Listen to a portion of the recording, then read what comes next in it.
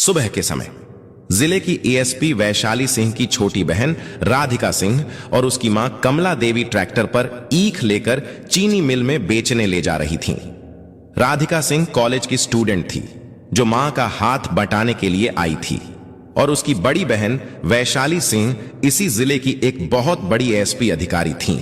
जैसे ही वे ट्रैक्टर लेकर कुछ दूर गईं, आगे सड़क पर एक पुलिस बैरियर लगा हुआ था।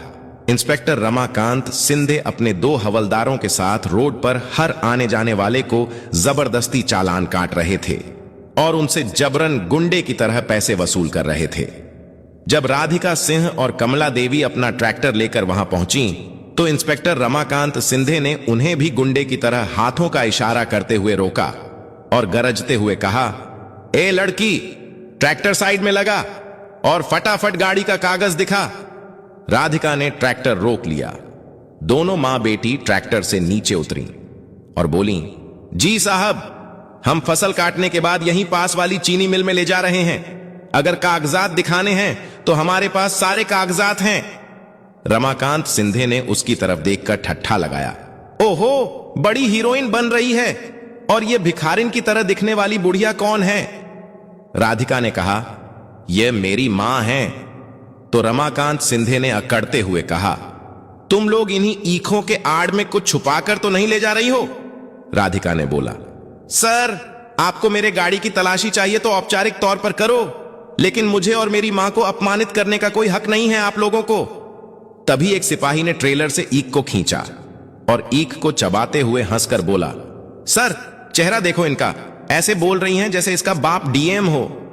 दूसरे सिपाही ने और भी बेहूदे अंदाज में कहा, सर, मुझे तो ये मां बेटी दोनों धंधा करने वाली लग रही हैं। ये शब्द राधिका के दिल में चुभ गए। उसकी आंखें लाल हो उठीं। उसने गहरी सांस लेकर जवाब दिया, जुबान संभाल कर बात करो, ये मेरी मां है। हमारे पास सारे कागजात मौजूद हैं। अब सिर्फ अपना काम करो। किसी के बारे में ऐसे शब्द बोलना पुलिस वालों के मुंह से शोभा नहीं देता। इतने में इंस्पेक्टर रमाकांत सिंधे गुस्से में आग सी भड़क उठा और बोला, अबे चुप, तेरी जैसी लड़की हमें बोलना सिखाएगी? हमें कानून मत सिखा। हमें अच्छी तरह पता है कौन सही है और कौन नहीं। चल, तेजी से निकाल कागज। राधिका ने ट्रैक्टर की डिग्गी से लाइसेंस और कागजात निकालकर रमाकांत सिंधे को दिए। रमाकांत सिंधे ने कागजात को बिना देखे ही फाड़कर फेंक दिया और गरज कर चिल्लाया, अबे मूर्ख लड़की, हमें उल्लू बना रही है। नकली कागज दिखाकर सोचती है कि ऐसे ही निकल जाएगी। हमसे चालाकी कर रही है। राधिका को गुस्सा आ गया और बोली, सर, ये क्या बदतमीजी है? मेरे वो सारे ओरिजिनल कागज थे, आपने उन्हें क्यों फाड़ दिया? आपको किसने अधिकार दिया है कि एक पुलिस वाले होकर लोगों के साथ ऐसे बदतमीजी करो? इतना सुनकर इंस्पेक्टर रमाकांत सिंधे आगे बढ़ा और बिना किसी झिझक के एक जोरदार थप्पड़ राधिका के चेहरे पर जड़ दिया। उसकी आवाज इतनी तेज थी कि पूरी सड़क पर सन्नाटा छा गया। राधिका का सिर झटक गया, आंखों में आंसू तैर आए। एक बेटी जो उसी जिले की एक एएसपी की बहन थी, आज उसी जिले में वर्दी पहने कुछ गुंडों के हाथों जलील हो रही थी। उसकी मां कमला देवी चीख पड़ी और आगे बढ़कर बोली, ए, मेरी बेटी को क्यों मारा तुमने? हमें नहीं जानते हो कि तुमने किस पर हाथ उठाया है? रमाकांत सिंधे ने उन्हें धक्का देते हुए धमकाया, चुप भिखारी, ज्यादा बोलेगी तो तुझे भी ऐसे ही थप्पड़ मिलेंगे। दोनों सिपाहियों ने शैतानी हंसी के साथ कहा, हां हां, बड़ी तेज बन रही थी, देखो सारी तेजी निकल गई। राधिका का खून खौल उठा और उसका हाथ थप्पड़ का जवाब देने के लिए उठा, मगर फिर वहीं रुक गया। वह जानती थी कि अगर उसने उन गुंडों पर हाथ उठाया तो मामला और बिगड़ जाएगा। और वहीं सड़कों पर तमाशा देखने वालों की भीड़ जमा हो गई थी, मगर किसी में हिम्मत नहीं थी कि आगे बढ़कर कुछ कह सके। उसी भीड़ में एक नौजवान लड़का आगे बढ़ा और इंस्पेक्टर से बोला, सर, यह सब गलत है, आपको इनके साथ ऐसा दुर्व्यवहार नहीं करना चाहिए। तभी इंस्पेक्टर गुस्से से तिलमिला उठा और बोला, क्यों? यह तेरी रखैल है जो न्याय की पाठ पढ़ा रहा है? चल भाग यहां से। फिर रमाकांत सिंधे चिल्लाते हुए बोला, इन दोनों को गाड़ी के अंदर ठूंसो और ले चलो थाने। वहां हम बताएंगे कि पुलिस की पावर क्या होती है। तीनों पुलिस वाले उन्हें धक्का देकर जीप में ठूंसने लगे। जीप में राधिका अपनी मां कमला को सीने से लगाए बैठी थी। कमला देवी रो रही थीं। और बेटी के चेहरे पर पड़े थप्पड़ के निशान देखकर सिसक रही थीं। राधिका की आंखें आसमान की तरफ ठहरी हुई थीं। चेहरे पर चुप्पी थी, पर दिल में एक आग जल चुकी थी। वह जानती थी कि यह जलालत चुपचाप नहीं सहने वाली। थाने पहुंचते ही रमाकांत सिंधे मूंछों पर ताव देते हुए गरजा, अबे हवाले में ठूंस दो इन दोनों को, सुबह तक सारी अकड़ निकाल देंगे, फिर देखेंगे इनकी औकात। दोनों सिपाहियों ने धक्के मारकर मां बेटी को एक बदबूदार कोठरी में बंद कर दिया। दरवाजा बंद होते ही कोठरी की दीवारों में उनकी सिसकियों की गूंज गूंजने लगी। मगर इन पुलिस वालों को इस बात का पता नहीं था कि बाहर एक ऐसा तूफान खड़ा था जिसकी कान में थोड़ी सी भी भनक पड़ी तो उनके थाने सहित पूरी जिंदगियां उलट पुलट हो सकती थीं। कमला देवी ने रोते हुए कहा, बेटी ये लोग हमें कहां बंद करके रख दिए, अब क्या होगा? राधिका ने अपनी मां को गले लगाया। उसकी अपनी आंखों में भी आंसू थे। मां तुम फिक्र ना करो, बस थोड़ी देर की बात है, सब ठीक हो जाएगा। कमला देवी को सांस की बीमारी थी। राधिका सिंह मां की हालत देखकर समझ गई। वह भागती हुई शोर मचाने लगी, जल्दी मेरी मां को यहां से निकालो, उसका दम घुट रहा है, मर जाएगी। राधिका सिंह जोर जोर से चीखने लगी। करीबी दफ्तर में टांग पर टांग रखे बैठे इंस्पेक्टर रमाकांत सिंधे के कान में जब यह आवाज पड़ी तो वह सुनकर नजरअंदाज करता गया और फिर एकदम गुस्से से खड़ा हुआ और अंधेरी कोठरी में जाकर बोला, ए लड़की, क्या तूने बकबक लगा रखी है? सारे सुकून की ऐसी की तैसी कर दी। राधिका सिंह ने कहा, देखो मेरी मां की हालत बहुत खराब है, वह सांस नहीं ले पा रही, उसे यहां से निकाल दें। इंस्पेक्टर रमाकांत सिंधे ने कमला देवी की तरफ देखा और फिर बोला, यहीं मरने दे इस बूढ़िया को, वैसे भी 2-4 दिन में टपक ही जाना है, तू क्या करेगी इसको बचाकर? राधिका सिंह ने जब यह सुना तो वह अपने आप पर काबू ना रख पाई और इंस्पेक्टर के मुंह पर एक जोरदार थप्पड़ मार दिया। इंस्पेक्टर कुछ पल के लिए अपने चेहरे पर हाथ लगाकर अपने आप को देखता रहा कि एक इंस्पेक्टर को उसने थप्पड़ कैसे मार दिया, और अब इंस्पेक्टर आग बबूला होकर राधिका सिंह की चोटी को पकड़ लिया और उसे घसीटते हुए जेल से बाहर लाने लगा। कमला देवी ने जब यह देखा तो वह चिल्लाने लगीं, छोड़ दे मेरी बेटी को, छोड़ दे। लेकिन इंस्पेक्टर रमाकांत सिंधे ने एक ना सुनी। वह राधिका सिंह को मारते घसीटते हुए अपने साथ वाले स्पेशल रूम में ले गया। अंदर जाते ही उसने दरवाजा लॉक किया और राधिका सिंह को एकदम जोर से जमीन पर धक्का दे दिया। ए लड़की, तूने मौत को अपनी दावत दी है। ऐसा कभी नहीं हुआ कि इंस्पेक्टर रमाकांत सिंधे पर किसी ने हाथ उठाया हो। तुम मामूली कीड़े मकोड़े हो और एक इंस्पेक्टर पर हाथ उठा रहे हो। राधिका सिंह उठी और बोली, देखो तुम यह एक गैर कानूनी काम कर रहे हो और तुमने मेरी मां को बुरा भला कहा, इसलिए मैंने यह किया। तुम्हें यह करने का बिल्कुल हक नहीं। रमाकांत की आंखें लाल हो गईं। उसने एक जोरदार थप्पड़ राधिका सिंह के मुंह पर मारा। वह घूमती हुई पीछे जा गिरी। ए बड़ी आई, तू मुझे इंस्पेक्टर को कानून सिखाएगी? वहां अंधेरी कोठरी से कमला देवी लगातार आवाजें लगा रही थीं, छोड़ दो मेरी बेटी को, छोड़ दो। राधिका सिंह के कानों में जब यह आवाज पहुंची तो वह एकदम उठकर इंस्पेक्टर के पैरों में गिर गई और बोली, देखो तुम मेरी मां को छोड़ दो, उसको अस्पताल ले जाओ, उसकी तबीयत खराब है, उसका दम घुट जाएगा, वह मर जाएगी। लेकिन इंस्पेक्टर रमाकांत सिंधे ने राधिका सिंह को ठोकर मारते हुए कहा, मर जाएगी, मरने दे बुढ़िया को, धरती से कुछ तो बोझ कम होगा। मां के बारे में ये शब्द सुनकर राधिका सिंह के वजूद में बिजली दौड़ गई। तभी उसके जहन में अपनी बहन वैशाली का ख्याल आया, जो कि इसी जिले की एसपी ऑफिसर थी। राधिका एकदम से खड़ी हुई और इंस्पेक्टर से कहने लगी, देखो मेरे साथ जो करना है कर लो, लेकिन मेरी मां को जल्दी अस्पताल ले जाओ। अगर उसको कुछ हो गया तो तुम और तुम्हारे ये पूरे थाने के पुलिस वाले जिंदगी भर उसकी सजा भुगतोगे। सबके सबकी वर्दियां उतर जाएंगी। इंस्पेक्टर रमाकांत सिंधे ने जब यह सुना तो वह खरखराटे मार मार के हंसने लगा और घमंड के साथ बोला, तो 2 टके की छोकरी हमारी वर्दियां उतारवाएगी? इंस्पेक्टर की या वह बुढ़िया खोस्ट उतारवाएगी? अब मरने दे इस बुढ़िया को। मैं भी देखता हूं कि किसकी इतनी हिम्मत है जो इंस्पेक्टर रमाकांत सिंधे पर हाथ उठा सके। तभी कमला देवी की एक और जोरदार आवाज आई। राधिका सिंह ने जब यह सुना तो वह इंस्पेक्टर को धक्का देते हुए कमरे से बाहर जाने लगी, लेकिन रमाकांत सिंधे ने उसे पीछे कमरे में धक्का देकर बोला, यह बुढ़िया इतनी जल्दी नहीं मरने वाली, पहले उसे ठिकाने लगाता हूं, फिर देखता हूं तुझे। इंस्पेक्टर कमरे से बाहर निकल आया और बाहर से कुंडी लगा दी। राधिका सिंह अंदर से दरवाजा पीटने लगी, खोलो दरवाजा, मुझे मेरी मां के पास जाना है। लेकिन इंस्पेक्टर अपने दफ्तर में जाकर सुकून से बैठ गया। इतने में कमला देवी की आवाजें भी आना बंद नहीं हुई, पर इस बार उनकी आवाज दर्द से कमजोर हो चली थी।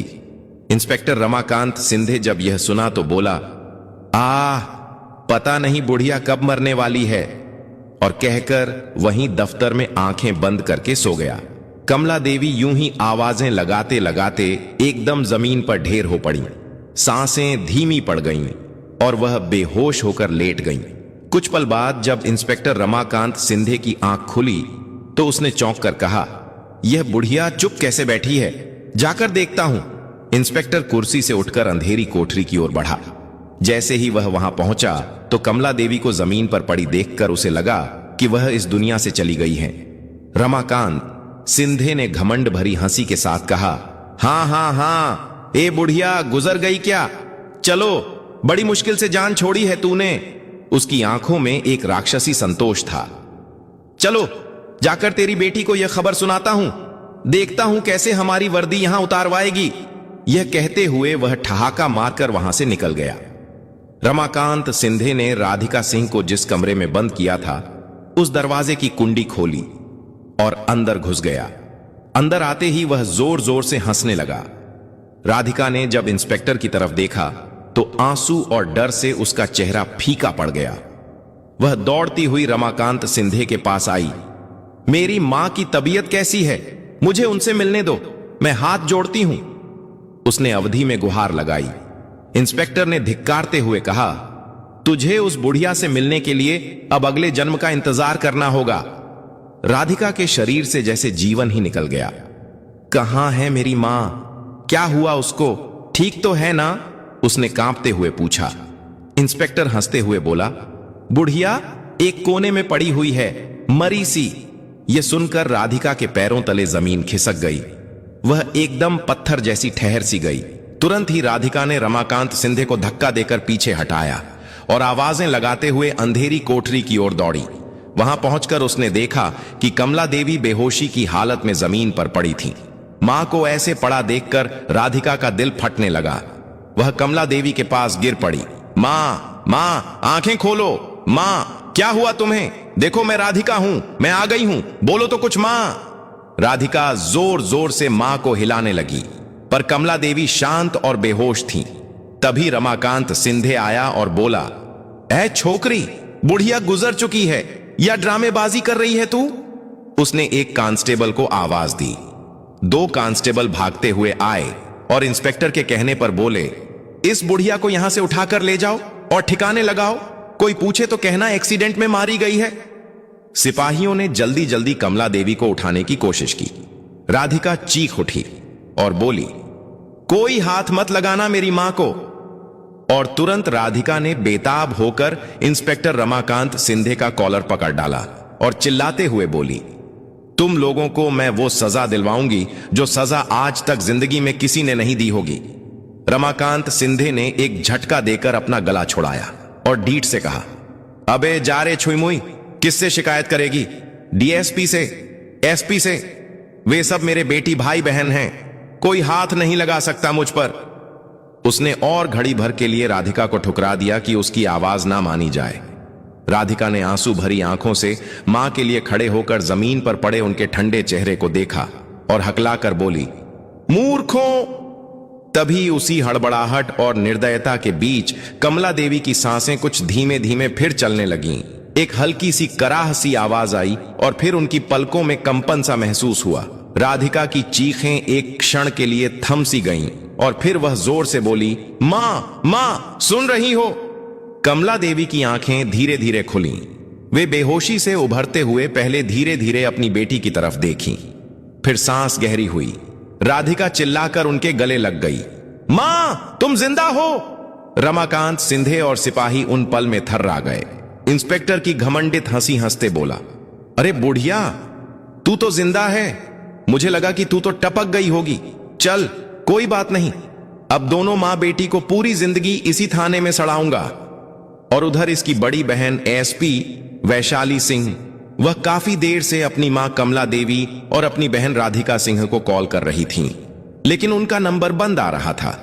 वैशाली सिंह, जो इसी शहर में अपने फर्ज निभा रही थीं, हफ्ते में सिर्फ एक बार ही घर आ पाती थीं, लेकिन जब काफी समय तक राधिका और उसकी मां का फोन नहीं लगा तो वैशाली सिंह के दिल में अजीबोगरीब ख्याल आने लगे। पता नहीं कॉल क्यों नहीं लग रही, ठीक तो होंगी ना मां और राधिका। तभी वैशाली सिंह को याद आया कि उसके घर के पास जो लड़का रहता है। वैशाली सिंह ने कहा, इसे कॉल करके पूछती हूं। तभी वैशाली सिंह ने अपने मोबाइल पर फैजान राव का नंबर डायल किया। हां फैजान, मेरे घर जाकर देखो तो सही, मेरी मां और बहन का नंबर नहीं मिल रहा। सब खैरियत तो है? फैजान घर से बाहर निकला और देखा घर पर ताला लगा था। I am outside your house but it get is locked. यह सुनकर वैशाली सिंह बहुत परेशान हो गई। उसने उसी वक्त घर जाने का फैसला किया और एसपी वैशाली सिंह अपनी बर्थडे पुलिस अधिकारियों के साथ गाड़ियों का काफिला लेकर अपने शहर की तरफ निकल गईं। गाड़ी में बैठी हुई वह लगातार अपनी मां और बहन के बारे में सोचती रहीं। कहां चली गई हैं वह दोनों? कुछ देर बाद वैशाली सिंह अपनी गाड़ी में पुलिस ऑफिसरों के साथ घर के बाहर पहुंची तो घर पर लगे ताले को देखा और इधर उधर लोगों से पूछने लगी, लेकिन किसी को उनके बारे में कोई खबर न थी। पुलिस अधिकारियों ने घर का ताला तोड़ा और अंदर की अच्छी तरह तलाशी ली। Moving left, moving to the next room, मगर अंदर भी कोई मौजूद नहीं था। अब वैशाली सिंह अपनी मां और बहन की गुमशुदगी को पता करने वहीं पास वाले थाने में पहुंची तो इंस्पेक्टर रमाकांत सिंधे अपने ऑफिस में बैठा चाय पी रहा था और जैसे ही उसने वैशाली सिंह की वर्दी पर लगे स्टार्स और अशोक स्तंभ को देखा और इसके पीछे खड़ी है बढ़िया बड़ी पुलिस अधिकारी को देखा तो चौंक गया और तुरंत रमाकांत सिंधे ने झट से चाय का कप टेबल पर रखा और इंस्पेक्टर रमाकांत सिंधे डरते हुए खड़ा होकर सैल्यूट मारा। जी मैडम, हुक्म कीजिए, कैसे आना हुआ? एसपी वैशाली बोली, मेरी मां और बहन लापता हैं, इसलिए मैं चाहती हूं कि मुझे 3 घंटे के अंदर मेरी मां और बहन को पता लगाओ कि वह कहां है। इंस्पेक्टर बड़े प्यार और अदब से बोला, जी मैडम, हम बहुत जल्दी मां और बहन को खोज निकालेंगे, लेकिन अगर आपके पास उनकी कोई तस्वीर हो तो उन्हें ढूंढने में आसानी हो जाएगी। वैशाली सिंह बोली, तस्वीर तो नहीं, अच्छा रुको जरा, मोबाइल में देखती हूं।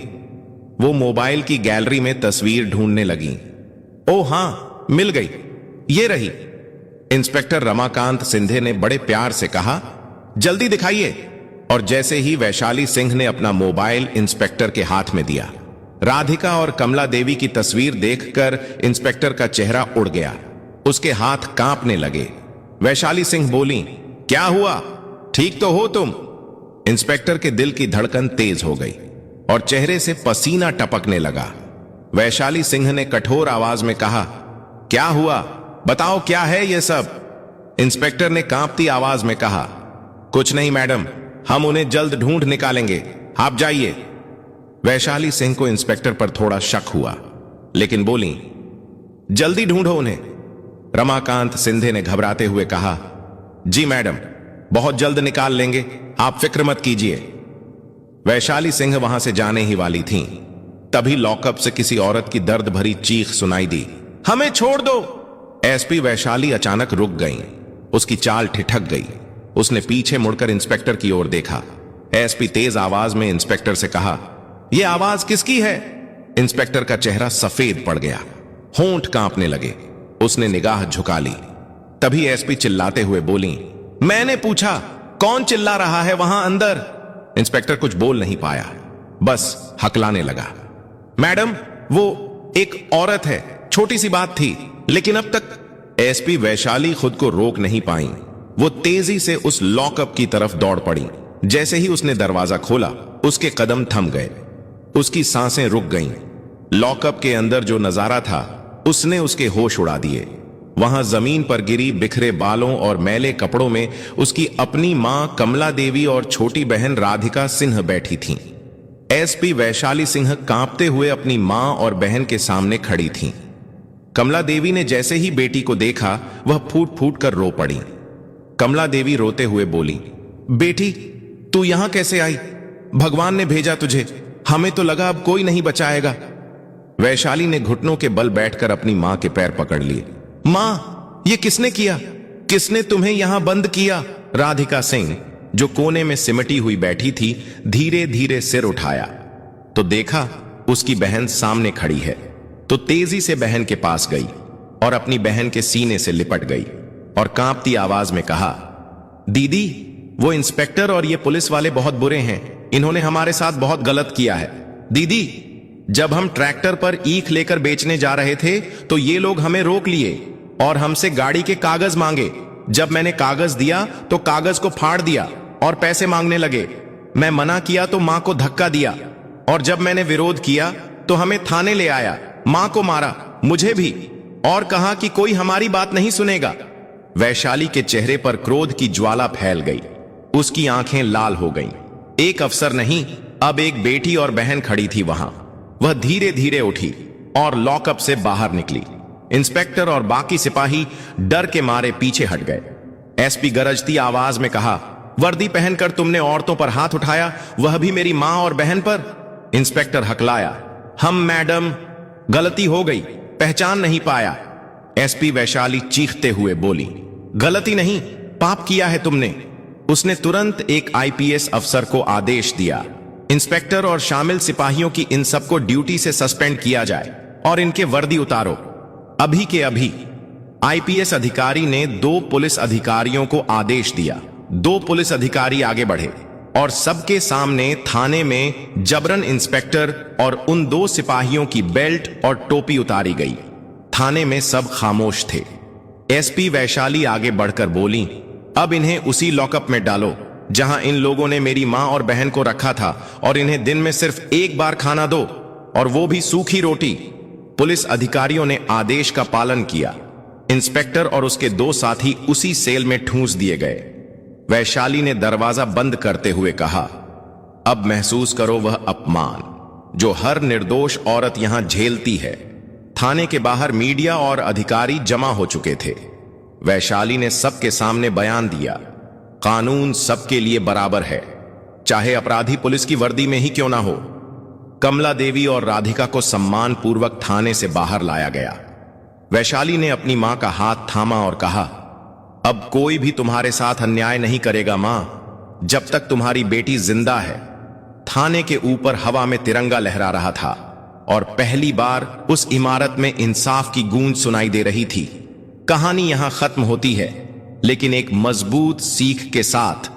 अगर आप सच्चाई के रास्ते पर अकेले भी खड़े हैं तो याद रखिए, आपकी एक चिंगारी पूरी व्यवस्था में लगी आग को बुझाने की ताकत रखती है। जीत हमेशा सच की होती है। अगर आपको यह कहानी पसंद आई हो तो इसे लाइक करें और ज्यादा से ज्यादा लोगों तक शेयर करें, और हमारे चैनल को सब्सक्राइब करना ना भूलें, क्योंकि हम आपके लिए ऐसी ही प्रेरणादायक कहानियां लाते रहेंगे। तो दोस्तों, यह कहानी केवल मनोरंजन और शिक्षा के उद्देश्य से बनाई गई है। इसमें दिखाए गए सभी पात्र, घटनाएं और संवाद काल्पनिक हैं। किसी भी वास्तविक व्यक्ति, संस्था या घटना से इनका कोई संबंध नहीं है। कृपया इसे केवल कहानी के रूप में देखें और इसका आनंद लें। हम किसी की भावनाओं को ठेस पहुंचाना नहीं चाहते।